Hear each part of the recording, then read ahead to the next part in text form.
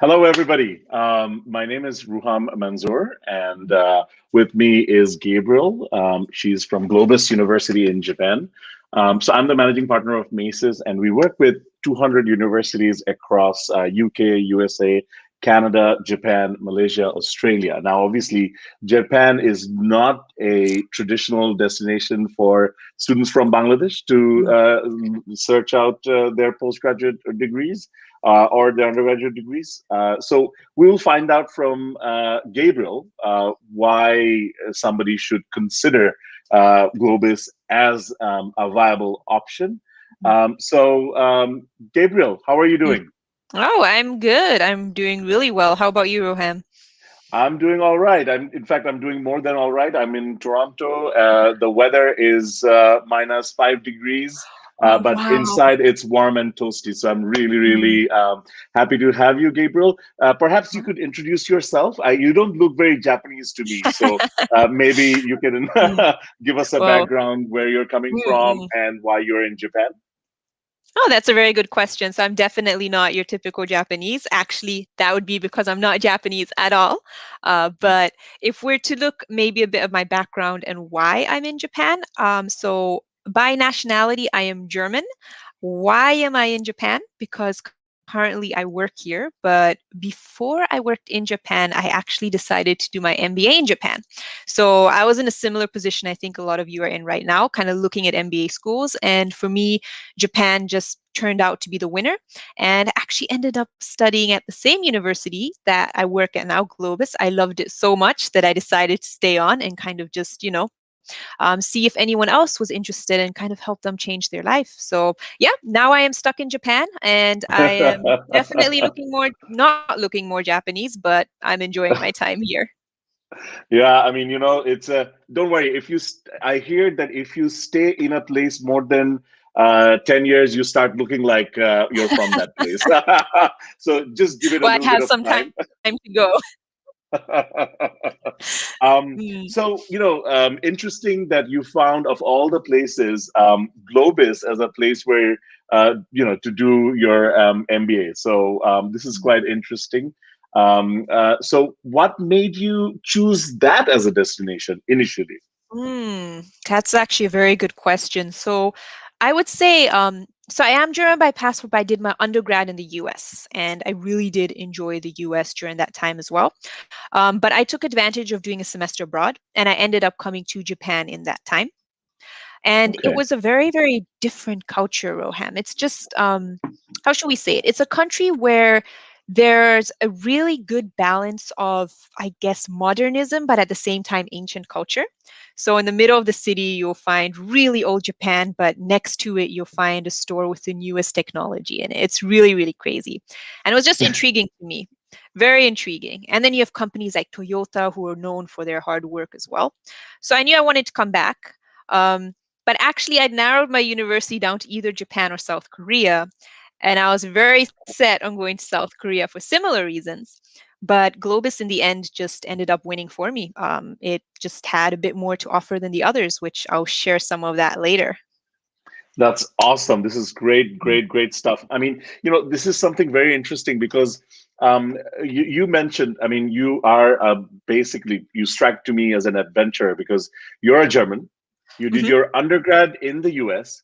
While you were an international student in a completely different country in the US, you decided to do another external Yep. study abroad programs in a completely different country. Mhm. So it strikes to me as, adventure kind of seeks you out, or you're striving for it, and I think that sort of goes into the psychology of a lot of the students we see who are open to these new options, because Mm. it's the world is so much bigger than just the few US, UK, Canada, and all that. Mm. I mean, there is so many options out there. So of course, Mm.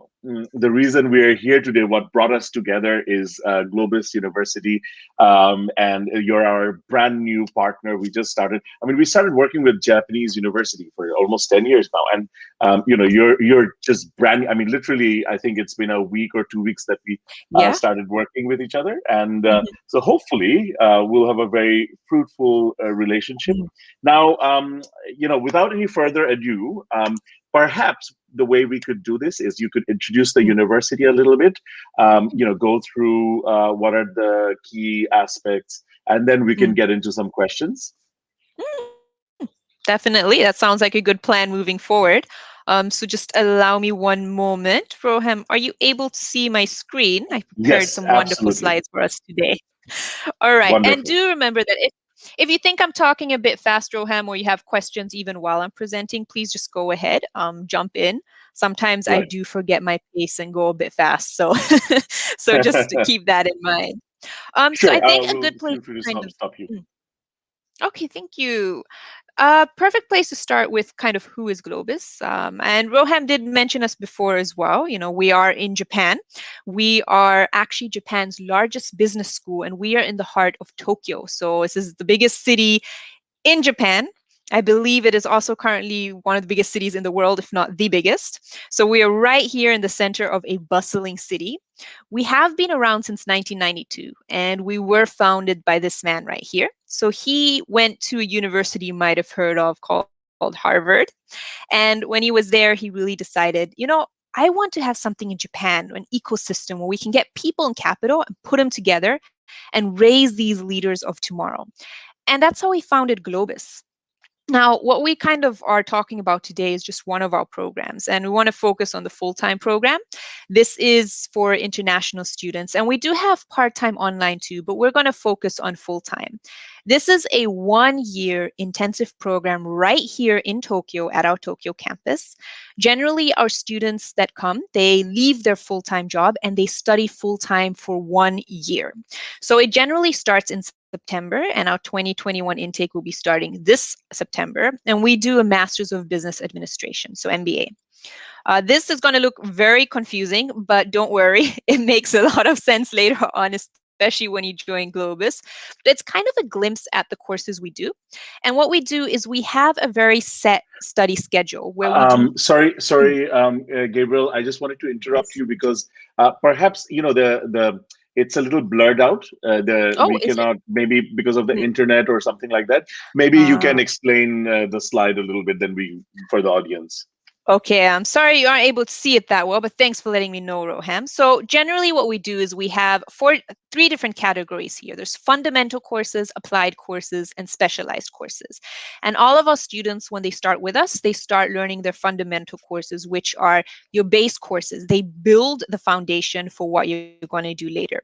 So generally, we have courses here such as critical thinking. It's very, very important as a manager to learn how to think critically and how to avoid things such as confirmation bias.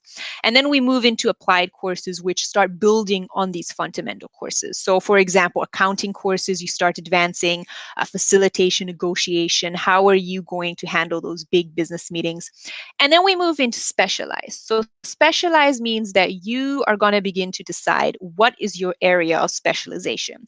Is it creative? Is it more global, Asia, Japan, management studies? Is it special courses such as visiting, we have a study abroad program, or corporate mentorship? Or are you more into innovation and industry, like Industry 4.0, technical thinking, big data?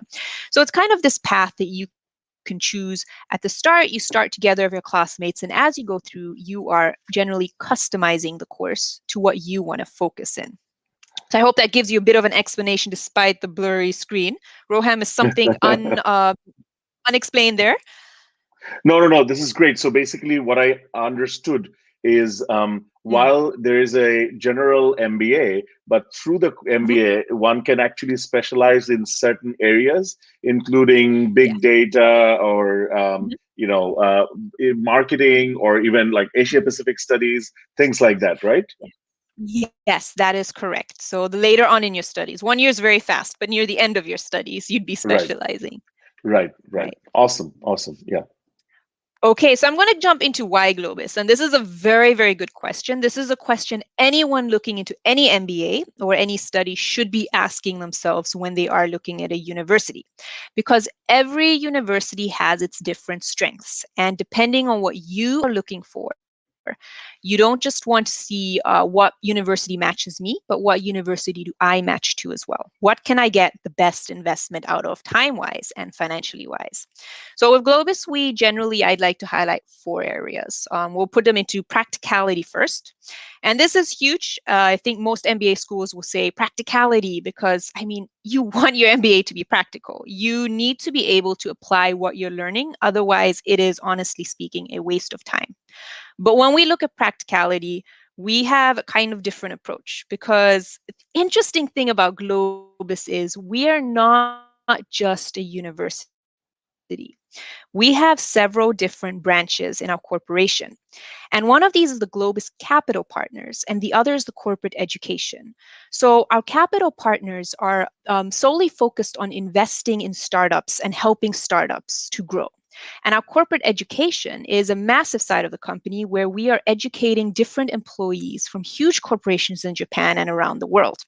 And we take these two experienced areas and we put what we learn into our case studies and into our curriculum, meaning that as we are constantly learning up to date, we're sharing that with our students so that they in turn are able to learn from what we're doing. In the classroom, we do the case study method, which is similar to Harvard's, where you get a case for a class. You can read on what a company did. Sometimes they have great decisions, great outcomes, sometimes not so great. And you learn from the past and what they've done. So there's case studies on existing older corporations, new startups, the whole thing there. We're very, very focused on participation because we think that the students are not just there to learn, but they are also there to teach. We have very unique students from all over the world, all different industry backgrounds, and we think that your experience can teach someone else something they may have not known. We have very small classes, so we cap them at 35. That's maximum. Generally, we try to keep them within the 20s just so that you have a higher chance to interact and participate. And all of our faculty are working full time besides teaching. That means they are in the industry. They are not just, they don't just know the theory, they know it practically. They know what they're talking about because they are currently experiencing it and working there. So that has to do with our practicality.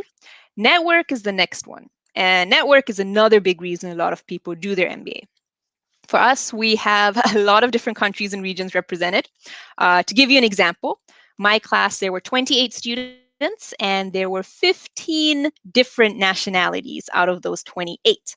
And that's not even counting the diverse background experience there. So it was great to connect all over, not just with people from different industries, but different cultures. And we really, really learned how to better understand people from other cultures. We have a lot of networking opportunities as well. So G1 conferences are organized by Globis, and we have top politicians from all over the world attend, top business leaders. You can see a picture of Suga-san, who is the Prime Minister of Japan there. We also have Taro Kono. He's, I think, currently the Minister of Administrative Reform in Japan.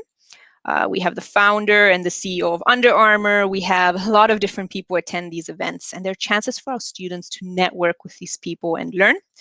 We have the exchange programs, a 5-day visit to either Shanghai, CEIBS, or CBS in Thailand, top business schools there, where you can exchange by learning from their professors in the morning, and in the afternoon, you can go to companies there, startups, or already older companies, and learn from them directly. So there's a lot of different opportunities that we have there. Okay, the next one, great. I'm going to jump into Kokorozashi, and I'm going to fly through this part really quick because I think I'm kind of going a bit over time, Roham. So bear with me for a moment here. No worries, So this is all Roham, fascinating. do you know what Kokorozashi is, Roham? No, I mean, I honestly don't. I remember something about it, hearing something about it, but I would love to hear more. Well, it is, if you don't speak Japanese, it's a very foreign word.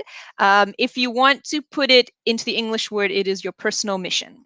So Kokorozashi is huge at Globis because we think if you know what your personal mission is, you know the change that you want to see in the world, then you have more focus, energy, and success. So our classes are tailored to help you no matter where your journey is, whether you've already set your goal, whether you're in the middle of it, or you have no idea what your personal mission is. Our classes are very, very focused on helping you develop this. And finally, career support, very important.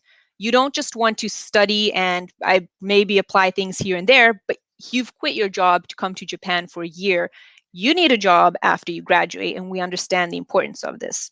So we have a lot of different support offered, but I'm going to jump straight down to the internships. This is very unique to our one-year program. You are studying for a year, but the last 2 months, you are doing a practical internship with one of our corporate partners. So you can apply what you've learned in class straight to the business world. Some of these internships turn into full-time careers, and those that don't are still great to have on your resume. We have an 100% rate placement for our internships. So our corporate partners are companies partnered with us. They include everything from Microsoft to Coca-Cola to Ricoh to big name companies. Toyota is sometimes there too, Mitsubishi, Fuso. And when they have internships open up, they let us know, and we try to match our students in accordance. Just some of the figures I took the liberty of sharing is from the 2020 batch. So this is during COVID times. 3 months after graduation, 81% were already working full-time. And then we had a few who were working part-time or had internships, and a few that were still looking for jobs. That number has increased now. I'm not quite sure what the latest stat is. Forgive me for that. And we had an average salary increase we saw of 65%. So this is in yen, by the way. So that's not dollars. That would be a lot of dollars for a job. So it's 3,600,000 yen, jumped up to 5,950,000 yen within the Japanese market. So that's kind of a very quick sharing there. I really flew through it. Roham, thanks for your patience, and everyone watching as well. We'll just jump to the thank you for letting me share that part. That was fascinating, actually. Thank you so much. Really, there were a few things which that caught my attention. Which is one is the Kokorozashi thing. I mean, it doesn't matter who you are. I mean, a lot of us just go through life, going from place to place. It's like we have a reactionary kind of perspective towards life. But this Kokorozashi thing helps you understand your own personal mission. I think there are so many things affiliated with that, like your how you're gonna view the world. I mean, it can make you happier because you know what your mission is and you're working towards it. So Yeah. that is wonderful. And the Mhm. other thing I loved is the fact that 81% of the people are employed before Mm. they graduate. Within 3 months of graduation, Yeah. and 100% internship rate. So that is Mm. also really good, and especially since you had achieved this uh, stat during the pandemic. So that is Yeah. impressive. It was And a you tough, said the tough year. starting salary is approximately $50,000 or something. Is that what you just Um, said? Yes, I think if we convert it, so the Japanese market, you have to remember again, is a bit different from other markets, right? Generally, if you're going to be in the US, then you'll have a higher salary because life living is different. So in Japan, it could be anywhere from 50,000, but it depends where you are in your career as well. And it depends on your skills. If you speak Japanese, there's different markets open for you. If you don't speak Japanese, there's international companies. So it can be anywhere between 50,000, 60,000 starting. If you're higher up in management, of course, it goes further up. Right. I mean, basically, if somebody has work experience and all that, Mm. then of course that makes. So we've got a lot of questions. So I'm going to jump right into some of Mhm. them. So the first question is, will I receive a post-study work visa after Mm. graduation of my 1 year MBA? That's a very good question and an important one too. So it depends. If you already have a job offer by the time you graduate, your company will sponsor your visa. If you don't have a job offer, what you can do is you can apply for a job searching visa. So it is a post study work visa. And this is generally valid for 6 months. But after 6 months, you can apply once again for an additional 6 months. Generally, they do grant this. Again, we can't say because it is the immigration's right whether they say yes or no, but generally up to a year you would have a kind of additional visa if you aren't working yet. Yeah, I mean, we have been working with Japanese universities for the last 10 years, and I have never had a single person Mm, was looking for a job and didn't get it, or, mm, were having issues with their renewal of the visa. So, yeah, that has never come up as a. So it's a wonderful place for that. mm, mm, Since you have discussed about MBA, I'd like mm, to know what accreditations this mm. university has. This is another important question and a tough one too. So Globis is accredited with the Japanese University Accreditation Association and with Mixed. So we are accredited in Japan. If we're going to talk about international accreditation, we are currently not accredited internationally. And that's a very good question to ask because there's a reason we are not yet accredited internationally. And that is most of these accreditation lists, you have to fulfill a certain list of things. And we've looked at this list of things, and a lot of them require things such as writing research papers and spending a lot of time on the research side. For us, practicality is currently the most important, and we are focusing on being very practical to our students, and we don't want to take the focus away to something else. So at the moment, if we, let's say, organically reach accreditation, we're more than happy to do that, but it is not our main focus and priority at the moment. But in Japan, we are accredited, and if you are planning to work in Japan, we are very well known here. That's awesome. I mean, basically, that's a very important distinction, which is, again, I think, goes to your Kokorozashi, which is Mhm. Globis knows that their focus is our mission is to create employable individuals who can go out and make a difference in this world. And I guess accreditations doesn't play a very important role in that. So the third question is about the MBA program. Mm. You mentioned about the specializations. So, so does it mean I get to choose my concentrating major in the MBA Mm. program? Another good question. So, MBA program, Masters of Business Administration. So, that is generally what you will end up with. But within that, there is some leeway to choose on subjects you want to focus on. Your major, it's not the same as if you were doing a Master's of Business Finance, for example, right? Masters of Business Administration is business administration. This means you are covering all different areas in your core courses because you are training to be manager level. That's the focus of it. But yes, you can choose to focus more in data or in marketing later on. But that would not be a major per se, if that makes Right, sense. right. So you can increase your own skills through Yes. choosing of your electives, but Mhm. your MBA is a general MBA, just to be specific. Mhm. Do students have a chance of getting part-time work facilities Mm. inside the university? Part-time work, so working part-time at the university itself. I guess Ah, that's a question, but I mean, you could answer okay. about both in the university and Mhm. outside.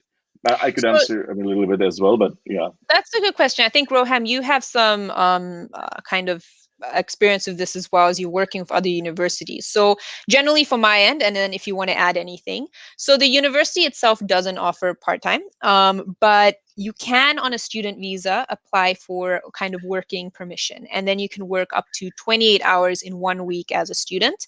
I actually did work part-time when I was doing my MBA, and I would say think about it very carefully because this is 1 year. 1 year flies by. You are doing a lot of study.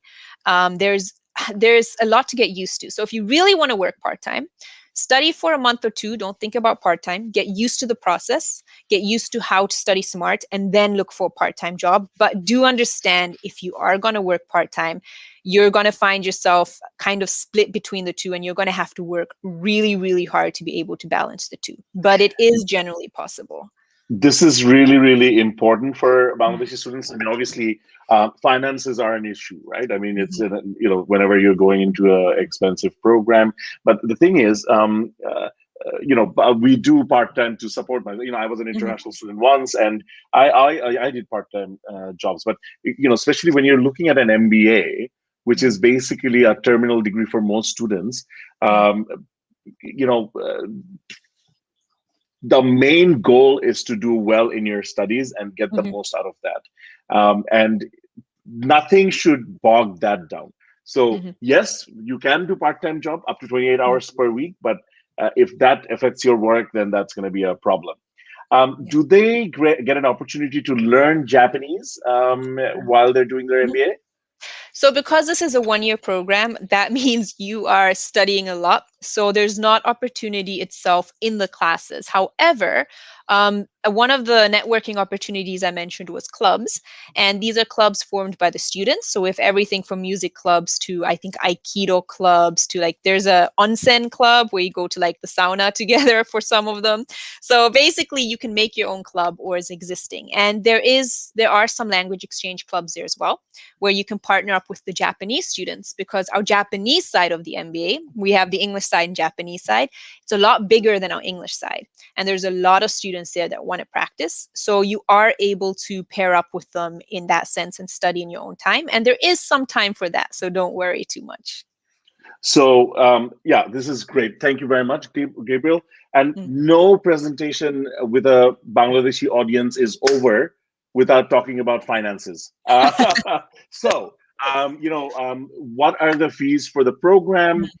What kind of funding options are available for students? And yeah, what are the eligibility criteria Mm. for that scholarship? But Mm. before we jump into that, perhaps you can talk about what kind of students are you looking for? Like, what Mm. is your admission requirement? What background do you want the students to come Mm. from? Any work experiences required? Do they need GMAT? Mm. You can Mm. explain a little bit about that. Okay, so jumping into kind of admission requirements, we do say you need to be at least 22 years of age or older. That is non-negotiable. And that's generally because an MBA is a master's, which means it is a further study. We do require some work experience and life experience. So at least 22 years of age. And we say at least 2 years of full-time work experience. So we do not count part-time jobs as full-time. Now, if you don't have 2 years of full time work experience, you are able to apply. Let's say you have 1 year instead, or you'll have almost 2 years. You can go through an additional screening round as well, where we will do a screening just to see if we think that you would be able to fit into the program. Another non requirement is proficiency in English. So, if you graduated from a university that was taught in English, or if your passport's from an English speaking country, you kind of exempt from this. Otherwise, we do require TEFL or some tests. And then lastly, bachelor degree or equivalent. Now, bachelor degree is similar to work experience where there's kind of a gray area because, some people decide I'm going to go straight into the work field and I'm going to work 20 years. And then rather than going back to do their bachelor, they decide, I want to do my master's. Again, you can do an additional screening round and we can see if the MBA is the right fit for you and if we are the right fit for you and you are the right fit for us. Okay, great. I mean, this is basically what you meant is that, I mean, they could do a bachelor's and then come into that, or they could, many people, for example, who have not done bachelor's, though that's very rare in Bangladesh, but have not done bachelor's, but got into the workforce and now through years of work have reached a senior level position, and then now they can do that MBA as well. Yeah, that's correct. Yeah. As for Rohan, maybe you asked who we're looking for, maybe more characteristics. So we are looking for driven people. You don't have to have your Kokorozashi or your personal mission 100% set. That's not what you need to do. That's what we're here to help you with, right? But we do want driven people. We want people who want to go out there and make change. We want people who are excited to come study, who come with a mindset of, yes, maybe I did my bachelor in marketing, but I still can learn more about marketing. People who are willing to learn, but also people who are willing to share their learning experience from the past. So generally, we're also very big of entrepreneurs. We have a lot of entrepreneurs that join us. A lot of entrepreneurs come out of our school as well. So if you're interested in that as well, then we might just be the fit for you. That's amazing. That's great. I mean, I can tell. I mean, basically, this is more of a, if people are mature, they want to know what they're all about, and entrepreneurship, I guess, is a part of that. So, what are the costs of attending this university? Costs. Here we go into the nitty gritty, right? So costs is a big part. And again, an MBA is a huge investment of time, but also money. So the costs, I'm going to have to give you the yen because we operate in yen in Japan. And Rohan, maybe you're yeah. Perfect. You'll be the calculator. That is a good, is a good help there. So the tuition itself would be about, for the full-time program, 3,845,000 yen, which includes an enrollment plus an enrollment fee of 225,000 yen. So in total, it's about 4,070,000 yen for the MBA, the 1 year. That is around 40 something thousand. Was it 38,000 something? Okay, so that's I mean, so 4,070,000 is the total cost, which comes to around 32 lakh Dhaka. I mean, it's about 3.2 million Dhaka, or in dollars, that would be around $40,000. So, but are there any scholarships available? Yes, but that's the good news. That's the real good news here, right? Now, it's a lot of money, and if there were no scholarships, that would be very high reaching as well. So we do have some scholarships available, and our full-time program actually has several. And the first one is a 50% Globis scholarship. So you can get up to 50% of your tuition deducted if you receive the full amount, or 25% if that is what is awarded. In addition to that, we also have a 50% Globis loan. Now, what this is you can get up to 50% of your tuition on a loan from Globis.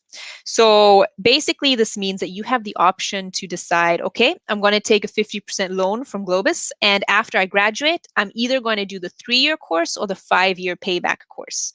The goal is I'm going to graduate, I'm going to have a job, and I'm going to start paying back over 5 years or 3 years or the full amount at any point.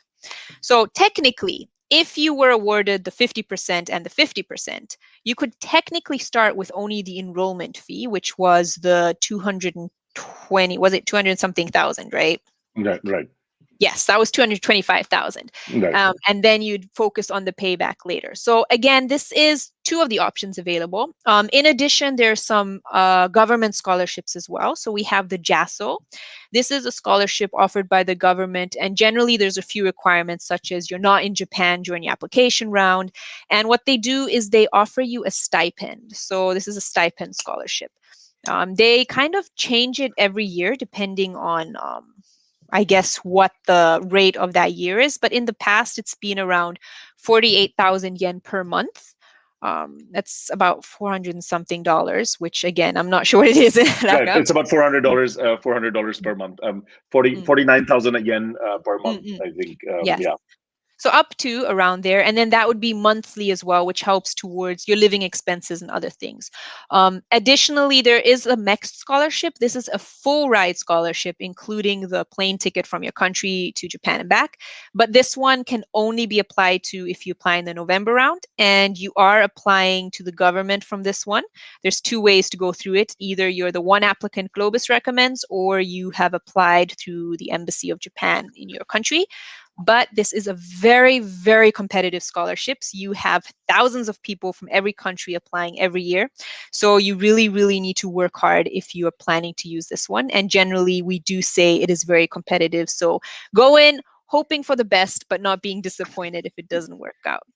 So, Gabriel, thank you so much. We have got about a few minutes left. And we want to, I mean, there are many questions, but they're all circled around the same thing. But this is from Sajid, and I think we can summarize the scholarship part with that. What is the eligibility criteria for the scholarship? Like, what are you looking for when you award that, whether it's 50% or 25%? How do you decide that? So that's a very good question, and I can't share the full details because I'm not privy to the full details. Some of it is sensitive information. But what I can say is that when you're applying, during your application, you indicate, for example, I would like the 50% scholarship or the 50% loan. And generally, what we do require is that you write an additional 2 or 3 essays. And these essays will ask you questions such as, what are you planning to do after you graduate? Why Globis? How are you looking to contribute to Globis? So I will say that our essays have very high value in that we are looking at where are you in life? Where are you planning to go? And how would this contribute to you? Do we think this would help contribute greatly, right? So essays are a huge part of it.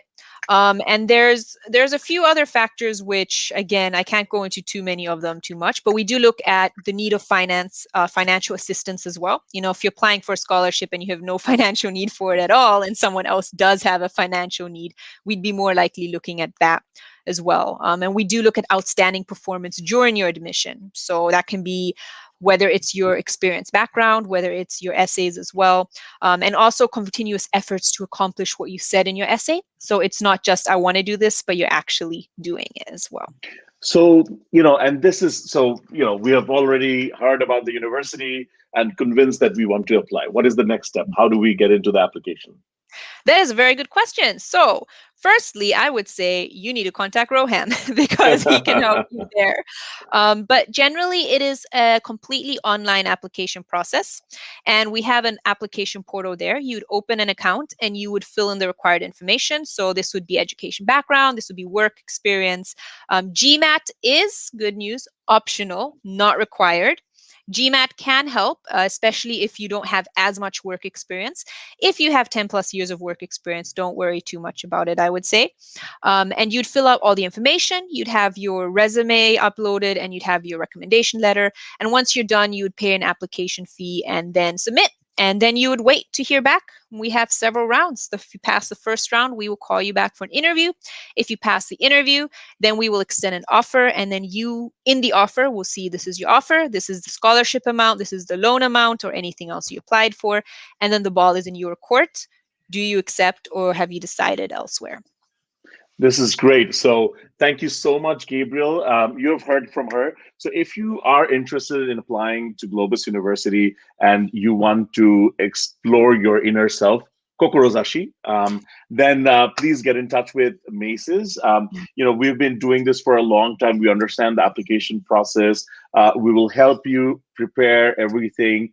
You can provide your documents. You'll provide your essays. We have people on staff who can check those essays, whether they fulfill the requirements or not, and help you improve them as well. So, we will take care of the entire application process. And the best thing is we don't have any fees. So it's a free service we provide to our students who go to our partner universities. So we'll be very happy to see you in that. Gabriel, thank you so much. I really enjoyed speaking with you.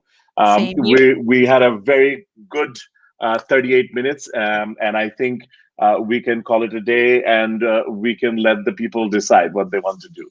All right, once again, thank you very much.